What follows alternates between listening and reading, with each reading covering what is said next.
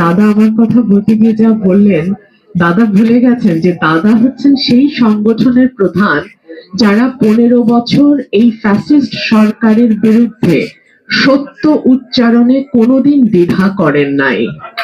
আমরা বাংলাদেশে দেখেছি যখনই আওয়ামী লীগ সরকার ক্ষমতায় এসছে তখনই তারা হিন্দু নিপীড়ন, বাংলাদেশের সংখ্যালঘিষ্ঠ যারা আছেন, সংখ্যায় যারা কম আছেন তাদের উপরে নিপীড়ন অব্যাহতভাবে করেছে।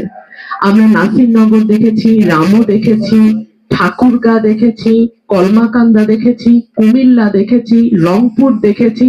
পুরো বাংলাদেশে টেকনাফ থেকে তেতুলিয়া আমরা দেখেছি পুজোর সময় আসলেই একটা আতঙ্কিত অবস্থা বিরাজ করে।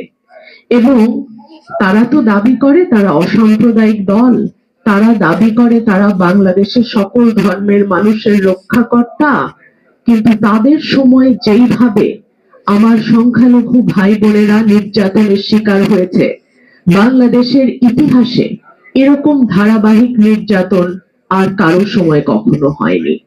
কিন্তু আমার কষ্ট লাগে যে যখন তারা ক্ষমতায় থাকে, আওয়ামী লীগ ক্ষমতায় থাকে, তখন আমার সংখ্যালঘু ভাই বোনেরা বেশিরভাগ সময় নীরবে নিভৃতে এই অত্যাচারগুলো সহ্য করে। আমার কষ্ট লাগে যখন আমরা অন্যান্য সংগঠনগুলোকে দেখি তারা নীরব দর্শকের ভূমিকা পালন করে। আমি হিন্দু মহাজোটকে আমার অন্তরের অন্তঃস্থল থেকে ধন্যবাদ জানাই, আমার অন্তরের অন্তঃস্থল থেকে কৃতজ্ঞতা জানাই। ওনারা কিন্তু 15 বছরে একদিনও সত্য উচ্চারণে দ্বিধান্বিত হন নাই। ওনারা কিন্তু যেই লক্ষ্য এবং উদ্দেশ্যে ওনারা গঠিত হয়েছেন, সেই লক্ষ্য এবং উদ্দেশ্য থেকে এক মুহূর্তের জন্য ওনারা পিছপা হন নাই। এবং ওনাদের এই সংগঠনকে আমি অন্তরের অন্তঃস্থল থেকে ধন্যবাদ জানাই। ওনারা সত্য উচ্চারণে নির্ভীক ছিলেন, নির্ভয়ে সত্য উচ্চারণ করেছেন এবং শক্ত ভাষায় বলেছেন এই মাটি তোমার যতটা আমারও ততটা। সুতরাং এই মাটিতে কোন সংখ্যালঘুর উপরে কোন রকম নির্যাতন, কোন রকম নির্যাতন, জমি দখল, বাড়ি দখল, ঘর দখল, আগুন দেয়া, মন্দিরে তছনছ করা আমরা মেনে নিব না। বাংলাদেশে গত 15 বছর কেউ নিরাপদ ছিল না, না হিন্দু, না মুসলিম, না খ্রিস্টান, না বৌদ্ধ, কেউ নিরাপদ ছিল না। হ্যাঁ, নিরাপদ ছিল যারা আওয়ামী লীগের রাজনীতির সঙ্গে যুক্ত, যারা আওয়ামী লীগের লুটপাটের সঙ্গে যুক্ত, আওয়ামী লীগের ভাগ বাটোয়ারার সঙ্গে যুক্ত, তারা নিরাপদ ছিল। এর বাইরে আমি যেমন অনিরাপদ ছিলাম, আমার দাদাও তেমন অনিরাপদ ছিল। সুতরাং ধর্মটা আওয়ামী লীগ ব্যবহার করেছে এমন ভাবে, কারণ তারা জানে যে বেশিরভাগ সংখ্যালঘু ভোট তাদের ব্যাগে যাবে, বেশিরভাগ সংখ্যালঘু ভোট তাদের ঘরেই যাবে। সুতরাং থাকলে ভোট, গেলে জমি, এই ছিল তাদের মূল মন্ত্র। না হলে বলেন গোপালগঞ্জের কোটালীপাড়া শেখ হাসিনা নির্বাচনী এলাকা, সেখানে তার পেয়ারের বেনজির কি করে সংখ্যালঘুদের বিঘার পর বিঘা জায়গা দখল করে? 1 টাকাও দেয় নাই, একদম কোনো টাকা পয়সা না, কিচ্ছু না, তারা বিঘার পর বিঘা জায়গা দখল করেছে। আপনারা কি মনে করেন যে যদি আওয়ামী লীগের সমর্থন না থাকতো, যদি 1 নম্বরের ইশারা না থাকতো, সংখ্যালঘুদের এই জায়গা দখল করা বেনজিরের পক্ষে সম্ভব হতো? হতো না। আওয়ামী লীগ সবসময় একটা কথা বলতো, আমি না থাকলে বাংলাদেশে জঙ্গিবাদের উত্থান হবে, আমি না থাকলে, মানে শেখ হাসিনা না থাকলে বাংলাদেশটা নাকি ইসলামিস্টরা নিয়ে নেবে, শেখ হাসিনা না থাকলে বাংলাদেশে নাকি কোনো সংখ্যালঘু নিরাপদ থাকবে না। এবং এই মিথ্যাচারটা প্রমাণ করবার জন্য ভারতের সহযোগিতায় প্রথম দিন থেকে বাংলাদেশকে অস্থিতিশীল করবার একটা চেষ্টা শেখ হাসিনা এবং আওয়ামী লীগ করে যাচ্ছে। আমি আমার হিন্দু ভাই বোনদের কাছে হাত জোর করে বলবো, আপনারা কোনো নির্দিষ্ট দলের খেলার পুতুল হবেন না। আপনার ভোট ভীষণ মূল্যবান। আমাদের যেন ভোটটা ভিক্ষা করে আনতে হয় আপনাদের কাছ থেকে। আমরা যেন আগে ভাগে নিশ্চিত না হয়ে যাই যে এই ভোট তো আমি পাবোই, তার জমি দখল করলেও আমি পাবো, তার বাড়ি দখল করলেও আমি পাবো, তার গহনা কেড়ে নিলেও আমি পাবো। এই যে তার আত্মবিশ্বাস, যাই করি না কেন ভোট আমারে না দিয়ে দিবে কই, এই দিবে কই জায়গাটা আপনারা খুঁজে বের করেন। আপনাদের যেই দলকে ভালো লাগবে, দলের চেয়ে বেশি প্রার্থীর দিকে তাকান। যেই প্রার্থীকে আপনার এলাকায় যোগ্য মনে হবে তাকেই আপনি ভোট দেবেন। যেই প্রার্থীকে মনে করবেন আপনার পাশে দাঁড়াবে, আপনার মানে সকলের পাশে দাঁড়াবে, তাকে ভোট দেবেন। কোনো একটি নির্দিষ্ট দলের ভোট ব্যাংকে পরিণত হবেন না। এতে কি হয়, একটা দল মনে করে যাই করি না কেন ভোট তো পাবো, আর আরেকটা দল মনে করে আমি যাই দেই না কেন ভোট তো আর আমাকে দিবে না, তা আমি কেন দেব। সুতরাং ভোটের যে বার্গেনটা, এই যে শক্তিটা, এটাকে আপনারা ব্যবহার করেন। যাকে ইচ্ছা, যাকে ভালো ক্যান্ডিডেট মনে হবে, দল দেখার দরকার নাই, ভোটটা তাকে দেন, বিপদে নিশ্চয়ই তাকে পাশে পাবেন। এই যে গত 15 বছর আমরা দেখলাম,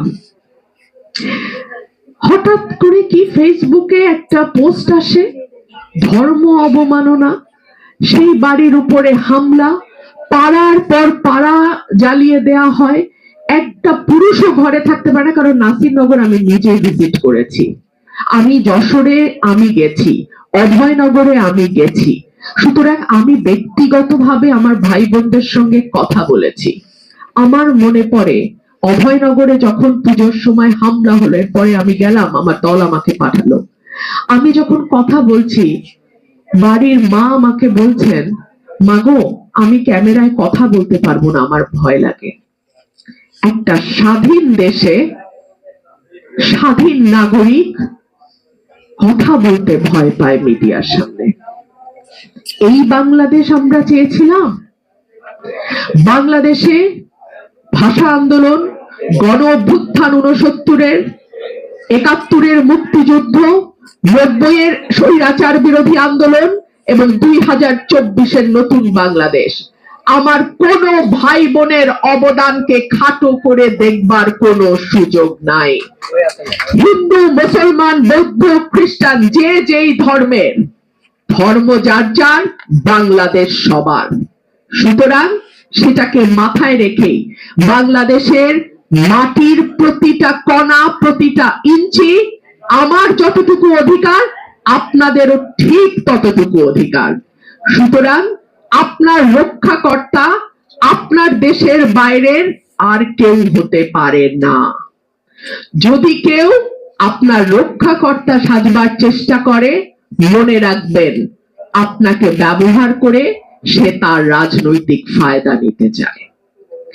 আমি বলতে বাধ্য হচ্ছি, কিছু কিছু দেশ মনে করে তারা সারা বিশ্বের হিন্দুদের রক্ষাকর্তা।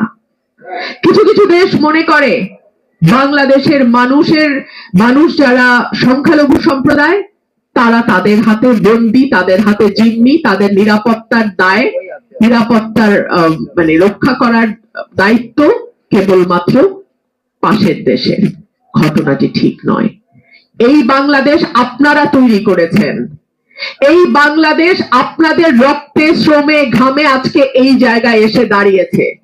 সুতরাং বাংলাদেশে যেই সরকার যখন থাকুক, তাদের দায়িত্ব আপনাদের নিরাপত্তা বিধান করা এবং তাদের কাছ থেকে নিরাপত্তা আদায় করবার দায়িত্বটাও আপনাদের। সুতরাং এই যে রক্ষাকর্তার খেলা, সেটা আওয়ামী লীগ হোক কিংবা আর কেউ হোক, এই রক্ষাকর্তার খেলা আপনারা খেলতে দেবেন না। স্বাধীন দেশে আপনারা এবং আমরা, যারা হয়তো সংখ্যায় বেশি, আমরা কিন্তু সমান অধিকার নিয়ে বাস করি। আমাদের সংবিধান আমাদেরকে সমান অধিকার দেয়। আমি বেশ কিছু দাবি দেখেছি এই 24-এর গণ অভ্যুত্থানের পরে, দুর্গাপূজায় বোধহয় আপনারা 5 দিন ছুটি চাইছিলেন। আমি মনে করি এটা যৌক্তিক। এটা যৌক্তিক এ কারণেই যে আমি পুজোর সময় আমার এলাকায় চলে যাই। এত আনন্দের 4-5টা দিন, সত্যিকার অর্থেই আনন্দের। এই 4টা দিন আমি মনে করি ছুটি দেওয়া উচিত। যেই থাকুক সরকারে আমি দাবি জানাবো দুর্গাপূজার 4 দিন ছুটি দেওয়া উচিত। আপনারা সংখ্যালঘু কমিশনের কথা বলছেন, নিশ্চয়ই বাংলাদেশে যদি নারী কমিশন করতে পারে, রিফর্মের জন্য কি কি দরকার, বাংলাদেশে যদি মানবাধিকার কমিশন থাকতে পারে, বাংলাদেশে যদি আমি তো দেখলাম 10টা ভিন্ন ভিন্ন কমিশন এই সরকার করেছে, ডেফিনেটলি সংখ্যালঘুদের নিজস্ব কিছু সমস্যা আছে, নিজস্ব যেটা শুধুমাত্র তারাই ভুক্তভোগী, তারাই সাফার করে। সেই সমস্যাগুলোর সমাধান, সেই সমস্যাগুলো কিভাবে যৌক্তিকভাবে কমিয়ে আনা যায়, কিভাবে তার সমাধান করা যায়, সেজন্য বাংলাদেশের সংখ্যালঘু কমিশন হতে পারে, হওয়া উচিত। 3, যেটা সংসদে আপনারা আলাদা কিছু আসন দাবি করছেন। আমার দাদা যে কথাটি বলছিলেন, 53 বছর বাংলাদেশের বয়স, এখন পর্যন্ত সংসদে দাঁড়িয়ে কেন আপনাদের সমস্যার কথা কেউ তুলে ধরলো না? একটার পর একটা ঘটনা ঘটেছে বাংলাদেশে, একটা বান্দাও তো গিয়ে সংসদে কথা বললো না। কেন? তাদেরকে আপনারা ভোট দিয়ে আনেন নাই, তো তারা কেন কথা বলবে না? এটা তো তাদের দায়িত্ব, এটা তাদের উপর ফরজ দায়িত্ব ছিল সংসদে কথা বলা, সমস্যার সমাধানে পদক্ষেপ নেওয়া। এই যে তারা নিল না, তাদেরকে নিতে বাধ্য করতে হবে। এবং এই বাধ্য করার জন্য যদি আপনারা মনে করেন সংসদে আপনাদের আলাদা আসন দরকার, আলাদা ভোটার তালিকা দরকার, সেটাও করতে হবে। কারণ আমার সংবিধান বলছে যারা সমাজে বিভিন্ন কারণে বঞ্চিত হয়ে আছে, কিছুটা হয়তো পিছিয়ে পড়ে আছে, তাদের জন্য বিশেষ ব্যবস্থা নিতে রাষ্ট্রকে কোনো কিছুই বাধা দিবে না। সেখানে যদি নারীদের জন্য 50টা রিজার্ভ সিট থাকতে পারে, তাদেরকে মেইন স্ট্রিমে আনতে, সংখ্যালঘুর স্বর গলার আওয়াজটা যেন সর্বোচ্চ পর্যায় পর্যন্ত পৌঁছায়, সেই জন্য দরকার হয় ডেফিনেটলি আলাদা সিটের ব্যবস্থাও করা উচিত। শেষ আমি আর বক্তব্য দীর্ঘায়িত করব না, আমি শুধু এটুকুই বলবো, বাংলাদেশে ঈদ যেমন আনন্দে উদযাপিত হয়, বাংলাদেশে পূজাও সেভাবে আনন্দে উদযাপিত হবে, বাংলাদেশে বড়দিনও সেভাবে আনন্দে উদযাপিত হবে, বাংলাদেশে বৌদ্ধ সম্প্রদায়ের যে উৎসব পূর্ণিমা, সেটাও সেভাবে আনন্দের সহিত উদযাপিত হবে। কোনো ভয়, কোনো শঙ্কা, কোনো আঘাত আমাদের উৎসবকে যেন মলিন করতে না পারে, এবং কোন গোষ্ঠী, কোন দল, কোন সম্প্রদায় যেন আর আপনাদেরকে নিয়ে খেলতে না পারে, আর আপনাদেরকে ব্যবহার করতে না পারে, সেই আশাবাদ ব্যক্ত করে আমি আমার বক্তব্য শেষ করছি। আপনাদের সবাইকে অসংখ্য ধন্যবাদ আমাকে কিছু সুযোগ দেবার জন্য।